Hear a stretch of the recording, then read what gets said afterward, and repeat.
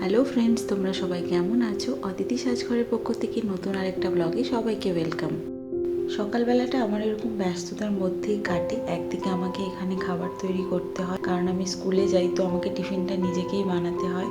একদিকে রুটি তরকারি সব কিছুই করতে হয়, যেদিন যেরকম ইচ্ছে হয়। তো এখানে দেখতেই পাচ্ছ, কালকে টিফিনটা ধুতে ভুলে গিয়েছিলাম, সেটা ধুচ্ছিলাম টিফিন কৌটোটা। আর একদিকে আমি চা খাচ্ছি, কারণ দুটো কাজই আমাকে একসাথে করতে হবে, করে দেওয়ার তো কেউ নেই, তাই না? ঠিক এই সময়টাতেই কোথাও যেন মাকে খুব মিস করি, কারণ মায়ের আঁচল থেকে বেরিয়ে এসে নিজে এইভাবে নিজের সংসারকে গুছিয়ে নেওয়া, এগিয়ে চলা, এটা একটা বিশাল বড় চ্যালেঞ্জ আমার কাছে মনে হয়। আমরা যদি থেমে যাই তাহলে তো হবে না, তাই না? আমাদেরকে তো এগোতে হবেই।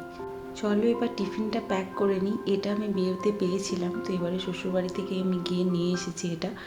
আমি জানি না এটা কে দিয়েছো, তবে খুব সুন্দর, আমার এখন খুব কাজে লাগছে, আমি ব্যবহার করছি। থ্যাংক ইউ সো মাচ তাকে। আর এখানে আমি মিড টাইম টিফিনের জন্য একটু ফল আর বিস্কিট নিয়ে নিলাম। চলো ফটাফট রেডি হয়ে যাই। জলের বোতল আর টাওয়ালটাও আমি ভরে নিয়েছি। এবার স্নান টান করে পুজো করে বেরিয়ে পড়বো। দেখা হচ্ছে তাড়াতাড়ি।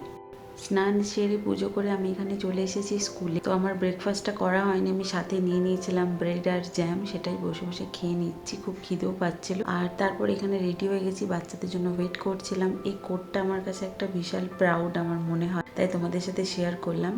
সাথে এদের সাথে কাটানো মুহূর্তগুলো, যেটা তো ভীষণই আনন্দের হয়। তো চলো এবার লাঞ্চটা সেরে ফেলি। আজকে আমি পনিরের তরকারি, পরোটা আর ভাত নিয়ে গেছিলাম। তারপর ফেরার পথে এখানে তোমাদের দাদা আজকে বিকেলে এনেছিল চপ আর মুড়ি। এটা হচ্ছে গিয়ে কলার চপ, যেটা মানে কাঁচকলার চপ, আর এটা একটা লঙ্কার চপ।